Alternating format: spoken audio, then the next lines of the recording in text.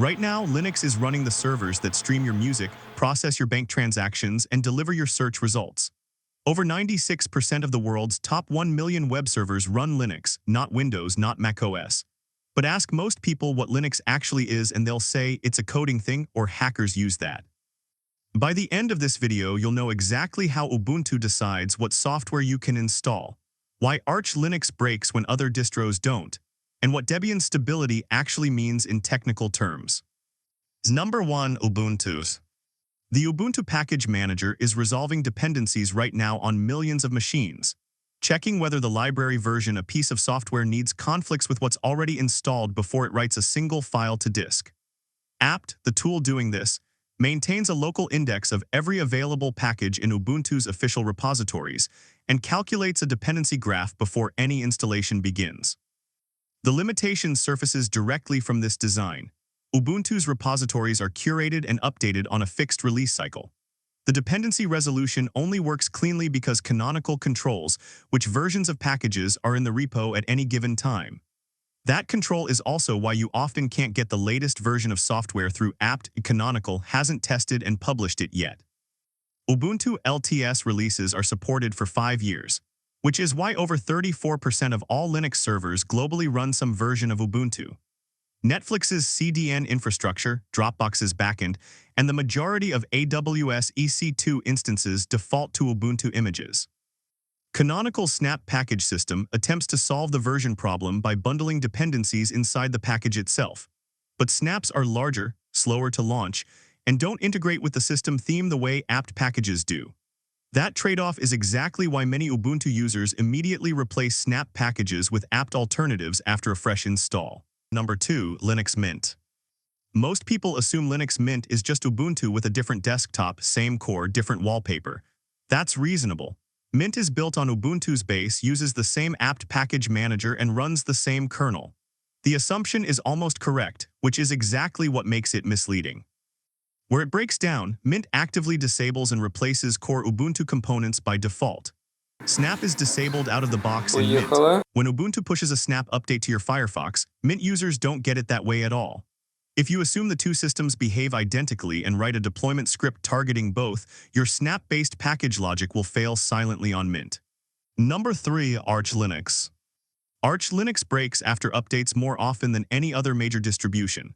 Not because it's poorly built, because it's designed to never hold back a software version and sometimes 2 packages in the dependency chain update on the same day in a way that creates a conflict nobody caught before release. That's not a flaw someone is working to fix. It's the intended behavior of a rolling release model. Arch Linux is a rolling release distribution. There are no version numbers, no Arch Linux 2024. Every package in the system is continuously updated to its latest upstream version the moment the Arch maintainers package it. You don't install Arch 24.04 and upgrade to Arch 25.04.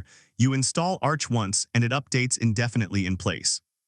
The project started in 2002, built by Judd Vinet, specifically because he found Debian and Red Hat too opinionated. He wanted a distribution that installed exactly what you told it to install and nothing else.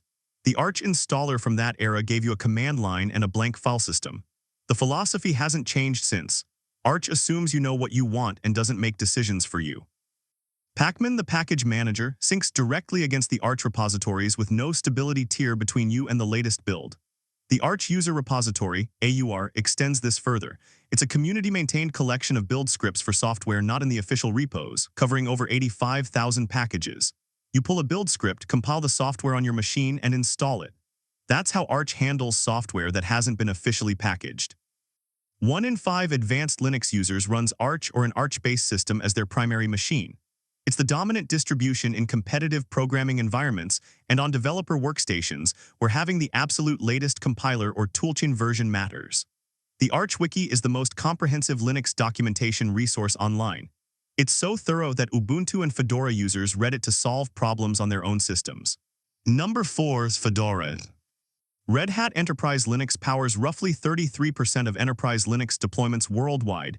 Financial institutions, government agencies, large-scale infrastructure that can't afford instability. That market position exists because Red Hat spent years proving that a Linux distribution could meet enterprise reliability standards. Fedora is the reason Red Hat could do that. The direct cause of that reliability pipeline. Every major technology in RHEL gets tested in Fedora first. Systemed Wayland SE Linux in enforcing mode by default, Pipewire, all of them shipped in Fedora before they appeared in RHEL. Fedora is explicitly designed to absorb the instability of cutting-edge software so that by the time Red Hat packages something for enterprise customers, the rough edges have been found and filed. Fedora was formalized as a community distribution in 2003 after Red Hat discontinued its free Red Hat Linux line. The project was built to solve a specific problem. Red Hat needed a real-world testing environment at scale, one with actual users running actual workflows on bleeding-edge software that wouldn't put enterprise contracts at risk.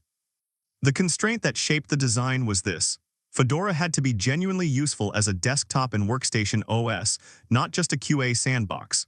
A distribution nobody actually used wouldn't produce real-world bug data. Number 5. Debians. Before Debian's release model existed, Linux distributions had no standard answer for how long a package should be supported or what stable actually meant. The dominant approach was simple: ship the latest versions of software, update when upstream updates, and accept that things might break. Users who needed a consistent system had no technical guarantee, just the hope that nothing in the update stream would break their workflow.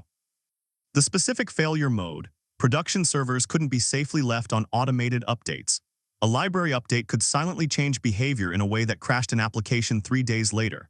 There was no mechanism for receiving security patches on a version of a package without also receiving all the feature changes that came with it. That's not just inconvenient, it's a fundamental incompatibility with infrastructure that needs to run unchanged for years. Debian entered as the direct answer to that. The project, started by Ian Murdoch in 1993, introduced a formal stability model with 3 tiers: stable, testing, and unstable. Software doesn't enter Debian stable until it has passed through unstable and testing and been frozen during a full freeze cycle. Number 6. Manjaro. The single unit Manjaro is built from is the Arch Linux package, a compressed archive containing a compiled binary, its metadata, and a list of dependencies. That's the atom. Everything else is built on top of it. When Manjaro scales from one package to a full repository, something Arch doesn't have by default appears: a holding layer. Manjaro runs its own package repositories, unstable, testing, and stable, that sit between you and the raw Arch repos. A package that ships in Arch today enters Manjaro unstable first. After 2 weeks with no critical issues, it moves to testing. After another week, it lands in Manjaro stable. The full system at operating scale is a rolling release distribution, like Arch, no version numbers, perpetual updates, but with a 2-3 week buffer between upstream and your machine. That buffer is where the design creates friction. Manjaro is close enough to Arch that users sometimes follow Arch wiki instructions exactly and hit problems because Manjaro's versions of packages don't yet match what the Arch wiki documents. The system sits in an ambiguous position.